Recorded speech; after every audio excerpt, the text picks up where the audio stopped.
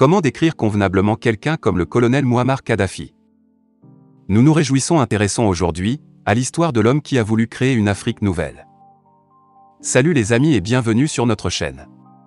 N'oubliez pas de vous abonner pour plus de Focus Zone. Au cours d'une période qui s'est étendue sur 4 décennies, le dirigeant libyen a paradé sur la scène mondiale avec un style si unique et imprévisible que les mots « franc-tireur » ou « excentrique » ne lui rendent guère justice. Son règne l'a vu passer du statut de héros révolutionnaire à celui de paria international, puis de partenaire stratégique apprécié, avant de redevenir un paria. Kadhafi a développé sa propre philosophie politique, écrivant un livre si influent, aux yeux de son auteur, du moins, qu'il éclipse tout ce qu'ont pu imaginer Platon, Locke ou Marx. Il a fait d'innombrables apparitions remarquées lors de rassemblements dans le monde arabe et sur le plan international, se distinguant non seulement par ses vêtements excentriques, mais aussi par ses discours directs et son comportement non conventionnel. Il a passé sa vie à se réinventer et à réinventer sa révolution. Un commentateur arabe l'a appelé le Picasso de la politique du Moyen-Orient, bien qu'au lieu des périodes bleues, roses ou cubistes, il ait eu sa période panarabe, sa période islamiste, sa période panafricaine, etc. Mais même Kadhafi n'a pas pu résister à la vague de sentiments populaires qui avait déjà balayé ses deux voisins autoritaires au cours d'une année mémorable pour le monde arabe.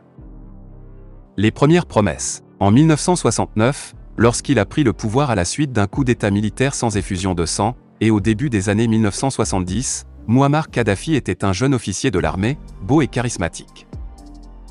Disciple enthousiaste du président égyptien Gamal Abdel Nasser, il a même adopté le même grade militaire. Passant de capitaine à colonel après le coup d'État, Kadhafi s'est d'abord attaqué à l'héritage économique injuste de la domination étrangère.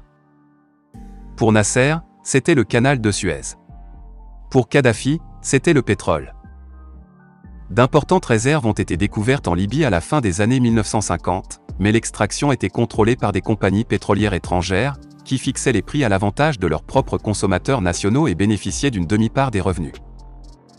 Kadhafi exige la renégociation des contrats, menaçant d'arrêter la production si les compagnies pétrolières refusent. La Libye est ainsi dans une position privilégiée pour en récolter les fruits. Avec des niveaux de production équivalents à ceux des États du Golfe et l'une des plus petites populations d'Afrique, moins de 3 millions d'habitants à l'époque, l'or noir l'enrichit rapidement. Théoricien politique. Plutôt que de persévérer dans les doctrines du nationalisme arabe ou de suivre les excès étincelants du consumérisme du Golfe, le caractère naturellement mercurien de Kadhafi le conduit, lui et la Libye, sur une nouvelle voie.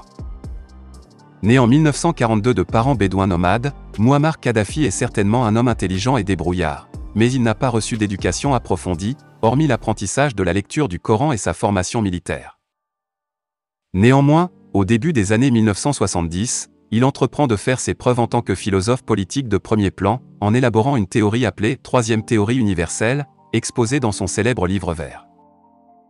Cette théorie prétend résoudre les contradictions inhérentes au capitalisme et au communisme, première et deuxième théorie, afin de mettre le monde sur la voie de la révolution politique, économique et sociale et de libérer partout les peuples opprimés. En fait, il ne s'agit guère plus que d'une série de diatribes fatales, et il est amèrement ironique qu'un texte dont l'objectif avoué est de briser les chaînes imposées par les intérêts particuliers qui dominent les systèmes politiques soit utilisé pour soumettre toute une population. Le résultat de la théorie de Kadhafi, souligné par une intolérance absolue à l'égard de la dissidence ou des voies alternatives, est dangereuse pour la société libyenne, avec l'éradication de tous les vestiges de constitutionnalité, de société civile et de participation politique authentique. La solution au malheur de la société, affirme le livre, n'est pas la représentation électorale, décrite par Kadhafi comme une dictature du plus grand parti, ou tout autre système politique existant, mais la création de comités populaires chargés de gérer tous les aspects de l'existence. Ce nouveau système est présenté schématiquement dans le livre vert comme une élégante roue de chariot, avec des congrès populaires de base autour de la jante élisant des comités populaires qui envoient leur influence le long des rayons vers un secrétariat général du peuple réactif et véritablement démocratique au centre. Le modèle qui a été créé en réalité était une pyramide ultra-hiérarchique, avec la famille Kadhafi et ses proches alliés au sommet exerçant le pouvoir sans contrôle, protégés par un appareil de sécurité brutal. Dans le monde parallèle du livre vert, le système s'appelle une jamaïria, un néologisme qui joue sur le mot arabe pour une république, jumuria, impliquant le pouvoir des masses. Les masses libyennes, qui souffrent depuis longtemps, sont donc amenées à participer à des congrès populaires dépourvus de tout pouvoir, de toute autorité et de tout budget, tout en sachant que quiconque parle sans réfléchir et critique le régime pouvait être envoyé en prison. Un ensemble de lois draconiennes est promulgué au nom du maintien de la sécurité, sapant encore davantage les prétentions du colonel en tant que champion de la liberté contre l'oppression et la dictature. Les sanctions légales comprennent des punitions collectives, la mort pour quiconque diffuse des théories visant à modifier la Constitution et la prison à vie pour la diffusion d'informations ternissant la réputation du pays. Les récits de torture, de longues peines d'emprisonnement sans procès équitable, d'exécution et de disparition abondent. De nombreux citoyens libyens parmi les plus instruits et les plus qualifiés ont choisi l'exil plutôt que d'adhérer du bout des lèvres à cette folie. Aventure à l'étranger. Libéré des contraintes normales de la gouvernance, Kadhafi peut mener sa campagne anti-impérialiste dans le monde entier, finançant et soutenant des groupes terroristes et des mouvements de résistance partout où il les trouve. Il prend également pour cible les exilés libyens, dont des dizaines sont tués par des assassins supposés appartenir à un réseau mondial de renseignement libyen. Si les gouvernements sont prêts à fermer les yeux sur les violations des droits de l'homme commises par Kadhafi en Libye et sur la persécution des dissidents à l'étranger, ce n'est pas le cas lorsqu'il s'agit de soutenir des groupes qui recourent au terrorisme sur leur propre territoire. L'attentat à la bombe contre une boîte de nuit utilisée par des soldats américains à Berlin en 1986, imputé à des agents libyens, constitue un moment décisif. Le président américain Ronald Reagan ordonne des frappes aériennes contre Tripoli et Benghazi en représailles pour les 2 soldats et un civil tué et les dizaines de blessés, bien qu'il n'y ait pas de preuves concluantes, au-delà des bavardages des services de renseignement, que la Libye a ordonné l'attaque. Les représailles américaines ont pour but de tuer le « chien fou du Moyen-Orient », comme le baptisait M. Reagan, mais malgré les dégâts considérables et le nombre inconnu de victimes libyennes, dont la fille adoptive de Kadhafi, le colonel en sort indemne. Sa réputation est peut-être même renforcée parmi les opposants à la politique étrangère autoritaire de Washington. L'attentat contre le vol 103 de la Pan Am au-dessus de la ville écossaise de Lockerbie en 1988 constitue l'escalade suivante, causant la mort de 270 personnes dans les airs et au sol, le pire acte de terrorisme jamais observé au Royaume-Uni. Le refus initial de Kadhafi de remettre les 2 suspects libyens à la juridiction écossaise entraîne une longue période de négociations et de sanctions de l'ONU, qui s'est finalement terminée en 1999 par leur reddition et leur procès. L'un des hommes, Abdelbazé Ali Al-Megrahi, est emprisonné à vie, mais l'autre est déclaré non coupable. Une nouvelle détente. La résolution de l'affaire Lockerbie, ainsi que l'admission et le renoncement ultérieur de Kadhafi à un programme secret d'armement nucléaire et chimique, ouvre la voie à un réchauffement significatif des relations entre Tripoli et les puissances occidentales au XXIe siècle. La domestication de l'ancien « chien fou » est présentée comme l'un des rares résultats positifs de l'invasion militaire de l'Irak par le président américain George W. Bush en 2003. L'argument est que Kadhafi a observé le sort de son compagnon d'infortune Saddam Hussein, pendu par les Irakiens à l'issue d'une procédure judiciaire lancée par les États-Unis, et en a tiré une leçon qui donne à réfléchir.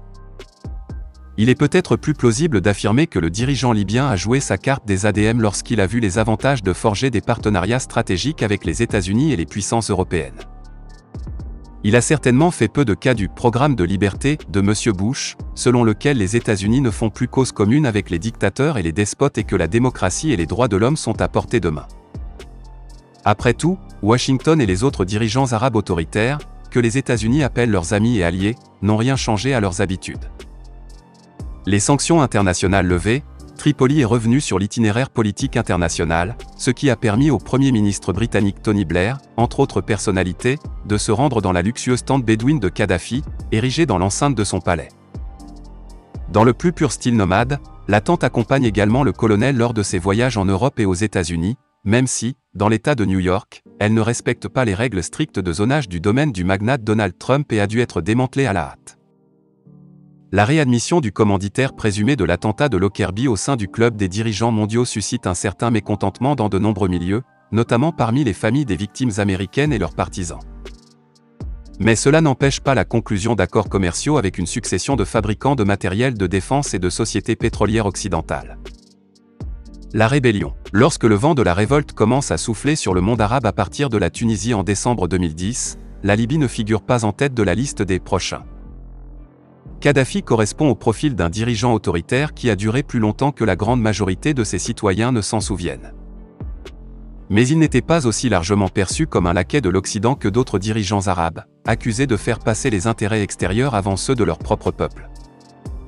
Il a redistribué les richesses, bien qu'il soit difficile d'ignorer l'enrichissement de sa propre famille grâce aux revenus du pétrole et à d'autres transactions, et que la redistribution ait été entreprise davantage dans l'esprit d'acheter la loyauté que de promouvoir l'égalité. Il a parrainé de grands travaux publics, tels que l'improbable projet de la Grande Rivière Artificielle, une entreprise massive inspirée, peut-être, des anciennes techniques bédouines d'approvisionnement en eau, qui a apporté de l'eau douce et fraîche des aquifères du sud au nord aride de son pays. Il y a même eu une sorte de printemps de Tripoli, les exilés de longue date ayant compris qu'ils pouvaient revenir sans risquer d'être persécutés ou emprisonnés. Lorsque les premiers appels à un jour de rage libyen ont circulé, Kadhafi s'est engagé, apparemment très sérieusement, à manifester avec le peuple, conformément à son mythe de frère leader de la révolution qui a depuis longtemps cédé le pouvoir au peuple. Il s'est avéré que le parfum de la liberté et l'attrait de la possibilité de renverser le colonel, tout comme Moubarak l'Égyptien et Ben Ali le Tunisien, sont trop forts pour résister à une partie de la population libyenne, en particulier dans l'Est. Certaines des premières images de rébellion diffusées à Benghazi montrent de jeunes Libyens en colère devant un bâtiment officiel, brisant un monolithe vert représentant la doctrine de libération fallacieuse qui les maintenait en esclavage depuis les années 1970, le livre vert. Alors que le soulèvement s'étend et que la gravité de la menace pesant sur son pouvoir devient évidente, Kadhafi montre qu'il n'a rien perdu de la cruauté dont il avait fait preuve contre les dissidents et les exilés dans les années 1970 et 1980. Cette fois, il s'en est pris à des villes entières où les habitants ont osé arracher ses affiches et appeler à sa chute. Les troupes régulières et les mercenaires ont presque écrasé les rebelles en haillons, composés de déserteurs militaires et de miliciens mal entraînés réunis sous la bannière du Conseil national de transition, CNT. Le colonel peut se permettre de les considérer comme des adolescents de 17 ans, à qui l'on donne des pilules la nuit, des pilules hallucinatoires dans leur boisson, leur lait, leur café, leur Nescafé.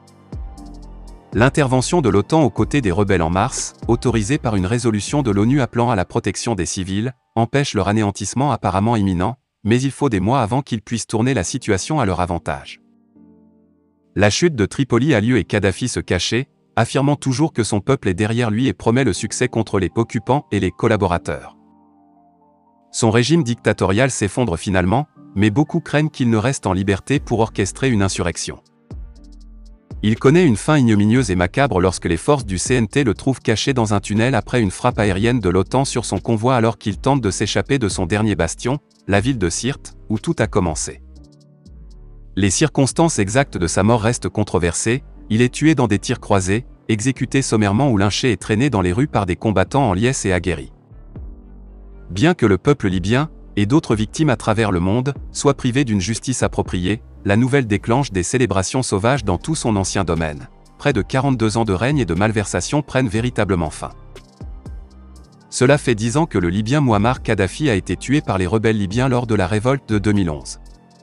Peu de gens, en Libye et à l'extérieur, avaient prévu le chaos et les guerres qui allaient s'emparer du pays après sa chute. Les Libyens ne marquent pas publiquement le jour de la mort du colonel Kadhafi.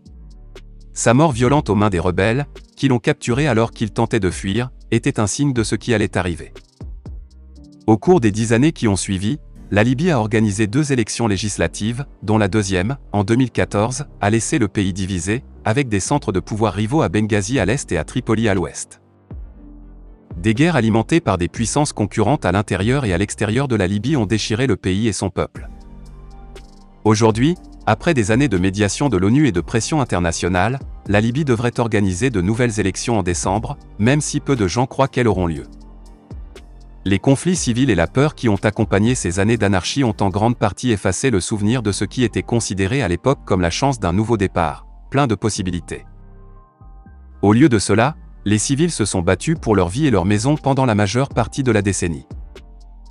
Bien que de nombreux Libyens continuent de lutter pour la stabilité et les libertés qu'ils espéraient voir arriver il y a 10 ans avec le renversement d'un dictateur, nombreux sont ceux qui, aujourd'hui, sont nostalgiques de ce qu'ils considèrent désormais comme une ère de sécurité et de paix sous le règne erratique et sévère de Kadhafi.